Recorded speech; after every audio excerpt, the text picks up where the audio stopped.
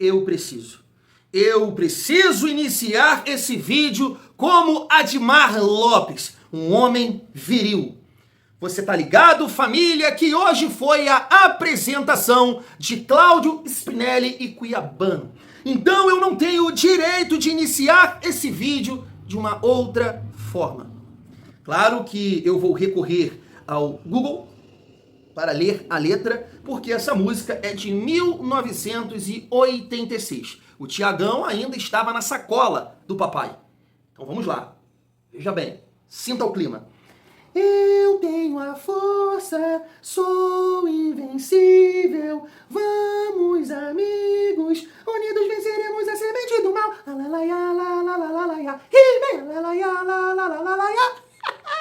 He-Man chegou, família vascaíno, arrepiado, vai ter muito gol do He-Man. Como é que é aqui? Pelos poderes de Grayskull, chegou o He-Man, chegou o Cuiabano. É isso, o time tá ajeitando, pouco a pouco vem com o Thiago 22, que é nesse clima. 2026 promete, hein, papai do céu? Hein? Fala comigo, será esse ano? O que você acha? O vascaíno já aprendeu boas lições nessa vida. Que tal preparar uma coisa interessante aí pra gente, hein? 2026. Vamos juntos? Vamos juntos? Então é isso, família. Além de destacar aqui nesse vídeo a apresentação do Cláudio Spinelli Cuiabano, pontuando aqui algumas respostas que eu separei, até trazendo também o Fernando Campos, vascaíno lá da Cazé TV, falando um pouco sobre a chegada do Spinelli, fazendo ali uma comparação com o Verratti. Vamos trocar uma ideia sobre isso. Quero trazer aqui também o Pedrosa confirmando que o Vasco está sim tentando a contratação do volante Loboa, jovem de 19 anos. Vamos resenhar aqui também um pouco sobre a partida de amanhã contra o Bahia. E família, quero debater com vocês aqui, e vou aproveitar até o gancho que eu peguei aqui, um corte de um torcedor do bairro, revoltado da vida, sabe com quem? Com o Johan Rojas. Ele ficou bolado, porque o Johan Rojas destacou nas suas redes sociais aquela socada. O cara veio com fome pra pegar ele debaixo das pernas. E, ops, o torcedor do bairro ficou revoltado. Só que eu tava tendo um debate agora com um amigo lá do grupo de membros, grande Danilo, diretamente de Brasília, e eu quero trazer aqui para esse vídeo em relação ao campeonato carioca. Na sua visão, você prefere ser campeão, independente do adversário, que eu quero dizer? A gente passa do Volta Redonda, aí torce para o Bangu, e o milagre de Deus, na outra chave lá, aparece um time pequeno. Isso te satisfaz, ganhar de um time pequeno numa decisão, ou você prefere enfrentar Fluminense na semi e numa final, eventual final, Flamengo e Botafogo? É um bom debate, eu quero deixar a minha opinião sobre isso. Danilão acrescentando aqui no vídeo do Thiago. Então chega aí que tem resenha nessa tarde de terça-feira, no momento que eu estou gravando esse vídeo, 3h21, boa tarde, uma excelente terça-feira, um dia abençoado para todos nós, família. Dá aquela força pro Thiagão, se inscreve, deixa o like, comenta, hype o vídeo para fortalecer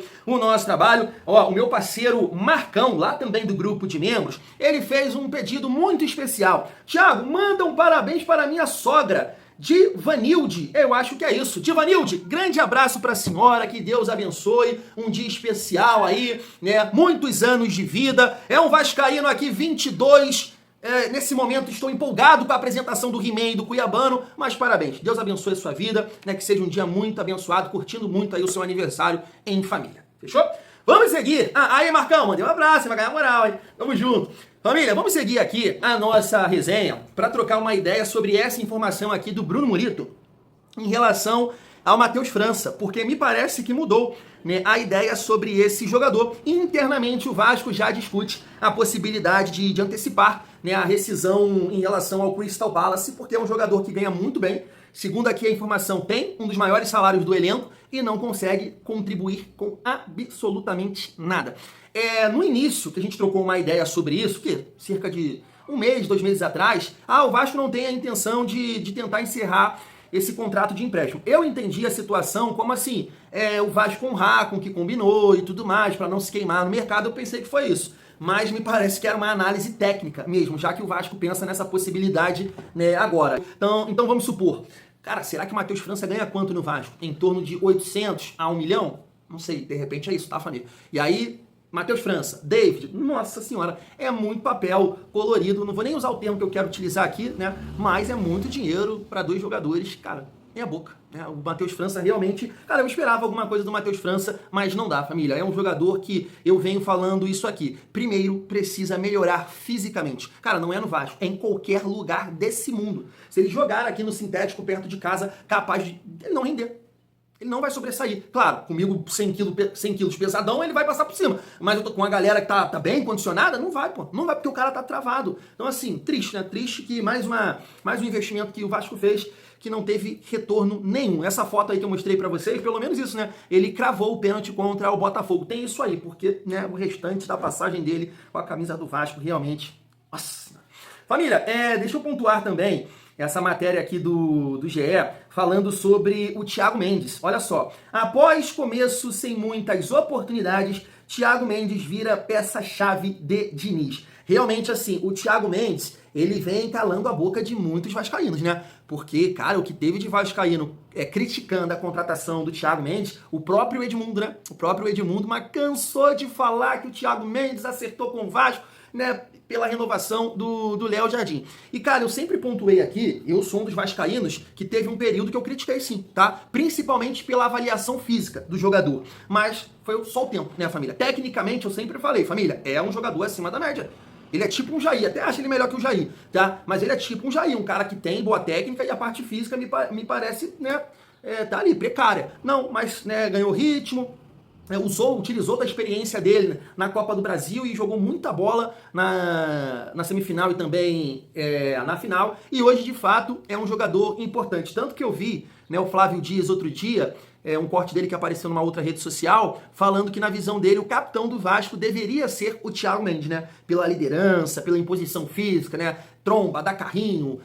Cara, eu acho que tem o Léo Jardim também, né? Que é um líder do grupo.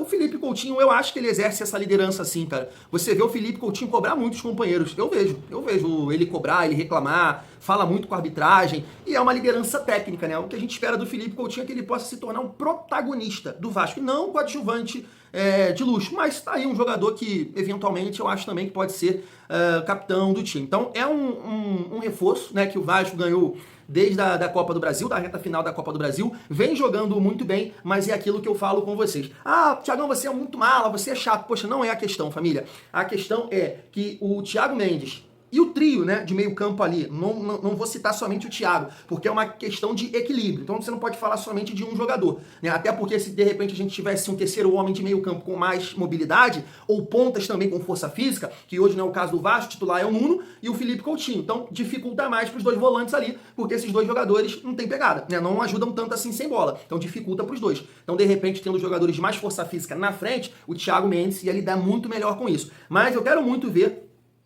a atuação do Vasco contra o Bahia, um time que está invicto, a gente vai até falar sobre isso agora, e que vem com um time leve e qualificado, né? Principalmente ali do meio para frente, é um time qualificado. E aí vai testar o sistema defensivo do Vasco, coisa que não aconteceu contra a Chapecoense e nem contra o Sub-20 do Botafogo. Agora, não dá para negar que o Thiago Mendes evoluiu muito, é o que eu tô dizendo, se colocou como um reforço desde a reta final da Copa do Brasil, mas é aquele ponto que eu comento com vocês. Eu gostaria de ver um time com mais intensidade e passa por esse setor de meio campo. É a saída do Coutinho? É a saída do Thiago? Acho sim que em determinados jogos não tem problema nenhum. Por exemplo, esse jogo contra o Bahia, por ser em casa, eu gosto da ideia do Thiago Mendes. Agora, vai ter jogos fora de casa que, na minha modesta opinião, o ideal é ter um segundo volante com mais pegada, com mais força, box to box, né? Coisa que o Thiago Mendes, ele não consegue fazer isso, família vascaína. Mas hoje, realmente, vem jogando muita bola. As últimas 2 partidas, um nível de atuação muito acima da média, principalmente com a bola no pé. Vamos ver amanhã, né, nesse jogo sem bola, que eu tenho certeza que o Bahia vai exigir muito mais do nosso time, né, família? E aí tá aí, né? O Vasco terá uma missão difícil contra o Bahia. Eu comentei isso com vocês, né, que o Bahia está invicto nessa temporada. Em 9 partidas, 7 vitórias e 2 empates, né? No Campeonato Brasileiro ganhou fora de casa do Corinthians por 2-1 e empatou em casa contra o Fluminense. Família, e aí a gente vai falar um pouco mais sobre isso no nosso pré-jogo amanhã, mas o time do Bahia não deve fugir disso aqui, né? Força máxima. Ronaldo, Gilberto, David Duarte, Ramos Mingo, o Luciano Juba, Acevedo, Jean Lucas, Everton Ribeiro, Ademir, Eric Pulga e William José. Então você olha ali do meio para frente, Jean Lucas, Everton Ribeiro, o Pulga, né, que é um jogador que joga pelo lado esquerdo, bom 1 contra 1, rápido, para atacar a última linha. Ademir também tem essa característica. E o William José é um centroavante que, poxa, eu acho que ele tem boa mobilidade pelo tamanho, sabe fazer parede, sabe tabelar. Então, assim, é um ataque que vai testar o Vasco defensivamente. É isso, espero que o Vasco possa fazer uma grande partida e conquistar sua primeira vitória no Campeonato Brasileiro. Isso vai acontecer, fé. Seguindo a nossa resenha, família, gostaria de passar aqui esse torcedor do bairro revoltado da vida com Johan Rojas. Olha só. Bom, não tem como não falar disso. Como vascaíno é engraçado. O Vasco titular venceu o Botafogo que estava em campo com o time sub-20, tá? Em um jogo que não valia nada pro Botafogo, já estava classificado em primeiro no seu grupo. E cara, você não tem noção do tamanho das zoações. Teve jogador postando caneta nos stories, ups! E um moleque de 18 anos do sub-20. Teve jogador e torcedor, perdão, que tava fazendo compilado de canetas. Olha quantas canetas, pode escolher qual você mais gostou do dia de hoje. Entendi. Família, sabe o que eu aprendi aqui em Queimados, Baixada Fluminense? A melhor forma de lidar com um 22 é sendo 22. Se é que você me entende. Porque assim, eu não sei se vocês concordam comigo, pensam da mesma forma, mas o torcedor do bairro, ele precisa ser estudado, né? Eu sei que teve um ano ali, poxa, excelente, em 2024, mas o mundo começou em 2024? Não, né? Olha a história de vocês, gente. Olha a torcida. Não, calma, baixa a bola. Vocês não têm esse direito. Como, por exemplo, fica pra lá, gritando pra cá, esse e aquilo. O único time grande... Não dá pra... Não sei. Tá bom, vamos lá. O único time no Rio de Janeiro que não tem uma Copa do Brasil, por exemplo.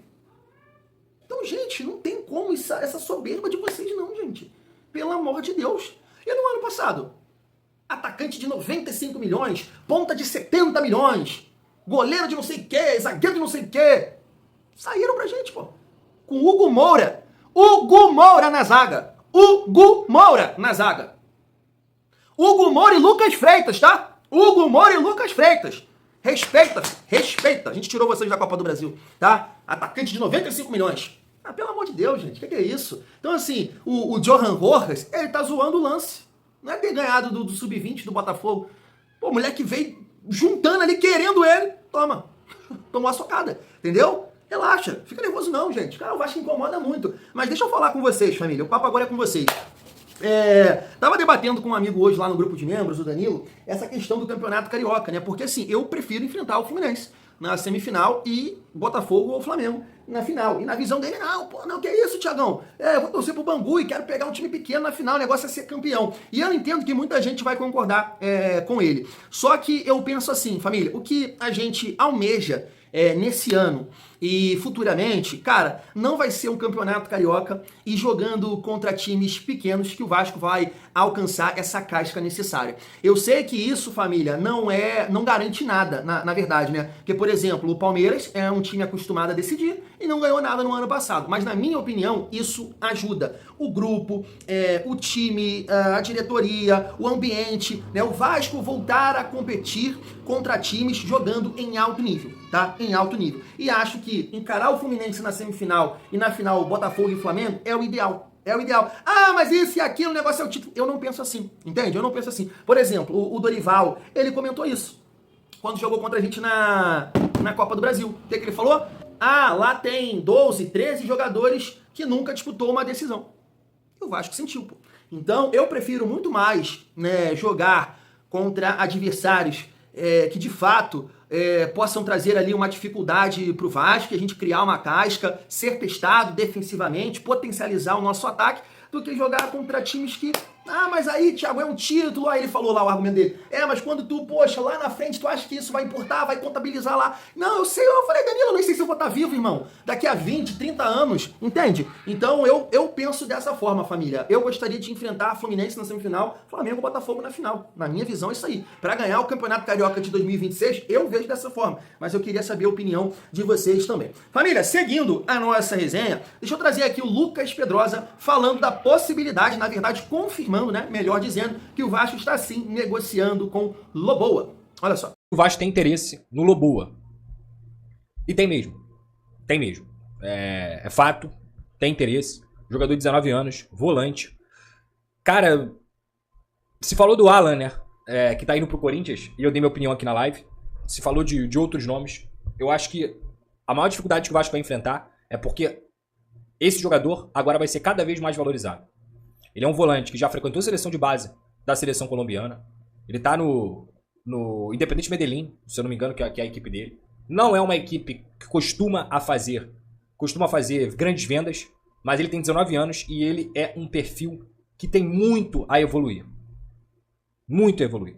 Acho que ele é um atleta capaz de pegar um futebol brasileiro, de pegar um Vasco da Gama, de pegar um técnico que acredite nele e fazer ele subir de nível. Porque ele preenche espaço, ele é muito veloz, ele é muito intenso, é alto, tem passada larga, precisa melhorar um pouco nesse conforto de sair com a bola no pé, mas é um atleta que eu acho que o Vasco tem que olhar com muito carinho e tentar a contratação dele, sim. Esse interesse é real. Hoje, a informação que eu apurei é que eles pedem algo em torno de 3 milhões de dólares, tá? Para poder negociar o Loboa. E aí o Vasco, se for fazer esse movimento, deve tentar um empréstimo com obrigação de compra. Sei que o Vasco já mostrou o interesse e já demonstrou isso pro atleta e pro clube, mas ainda não fez a proposta oficial. Acho que é um atleta que pode chegar muito. Tá aí. Família, nem vou me estender nesse assunto, porque a gente já falou bastante, né, sobre esse jogador recentemente. A gente trouxe aqui a visão do Felipe, lá do Futebol Sem Clichê, falando sobre esse atleta, né, a galera pontuando que ele é o Kanté colombiano, né, não tem tanto tempo assim no profissional. Não sei se, poxa, já disputou em torno de 30 partidas, uma parada assim. O Léo também, do canal Na Torcida Vascaínos, comentou também, né, sobre essa situação, que de fato o Vasco estava tentando a contratação, que já conversou com o atleta, que ele, poxa, enxergava com uma boa possibilidade, até pelo fato de ter vários colombianos aqui, e o grande trabalho, né, que o Diniz fez com o Arias. Então vamos aguardar. Tem essa questão, né, da falta de experiência, poucos jogos no profissional lá na Colômbia, no Independiente de Medellín, mas tem a questão também do potencial de pensar no futuro. E assim, uma dinâmica que, dependendo da adaptação do jogador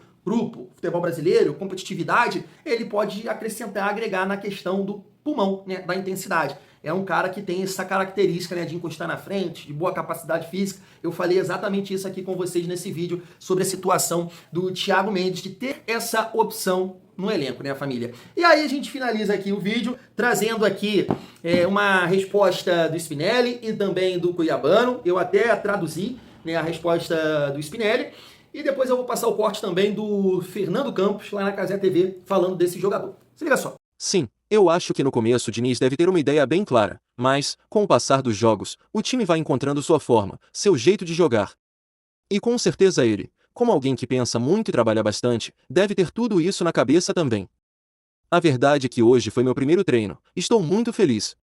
Sei que há muitas coisas para aprender dentro do que ele está pedindo, então é tudo passo a passo. Sei também que, a cada 3 anos, trouxeram atacantes argentinos e deu muito certo. É uma responsabilidade, mas eu encaro isso com muita determinação. Sei que preciso passar por um processo de adaptação aqui, vou dia a dia. Como eu disse antes, hoje foi meu primeiro treino e já começo a traçar objetivos, sempre passo a passo. Começando pelo primeiro gol, acredito que depois os outros vão acontecer naturalmente. Agora o foco é vencer e tentar me encaixar rápido no time, fazer meu primeiro gol e, pouco a pouco, ir conquistando cada vez mais a confiança de todos. Cuiabano, você é um lateral com muita vocação ofensiva. Você acredita que isso possa facilitar aí a sua inserção no grupo do Fernando Diniz? Então, depende do professor Diniz, passar a opção tática que ele tem e o dia a dia, né? Ir treinando, se adaptando ao estilo de jogo do professor. Eu sei que vai ser algo novo para mim, que eu acho que também eu posso melhorar muito. Eu posso evoluir também como um atleta. E isso, o dia a dia, eu espero cada vez mais melhorando com o professor, que ele possa me ajudar muito. Eu tenho certeza que ele vai me ajudar muito e estou aqui para aprender também, para escutar ele, para evoluir. O Spinelli ele é mais um substituto pro Verratti. Só que eu acho que hoje ele representa um upgrade até. Porque ele é um cara que se movimenta e, assim, ele fez gol de tudo quanto é jeito, tá? Ele fez gol de cabeça, ele fez gol de perna esquerda, de perna direita, se movimentando.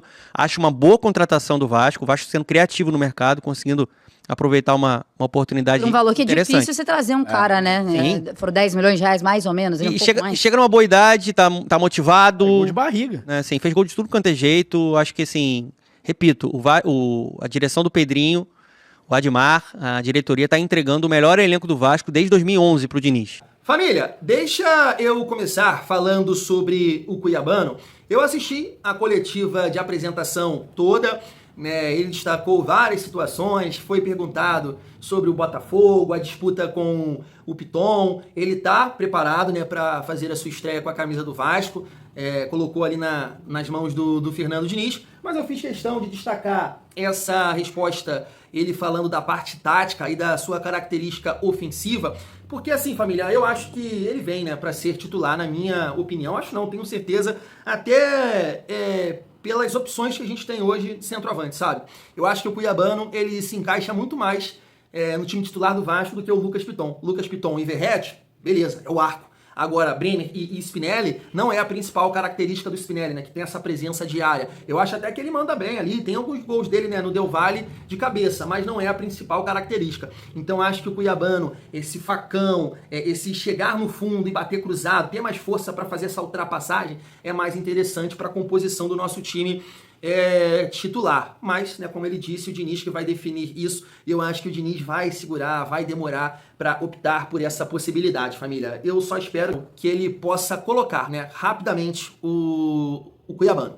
Em relação ao Spinelli, essas duas respostas foram interessantes, né? Ele falando da possibilidade de jogar com Brenner e também, né, dos atacantes argentinos que passaram pelo Vasco recentemente, Cano e Verratti. Mas pegando o gancho ali do que o Fernando Campos falou, teve uma pergunta, cara, Sérgio Kindes, alguma coisa assim, lá do canal Atenção Vascaínos, que eu achei ele meio deselegante, nada contra não, mas ele ficou insistindo na pergunta, o Brenner foi um pedido do Diniz, o Brenner se encaixa mais no perfil do treinador, não sei o que, não sei o que você acha disso. Uma pergunta assim que, pô, mano, será?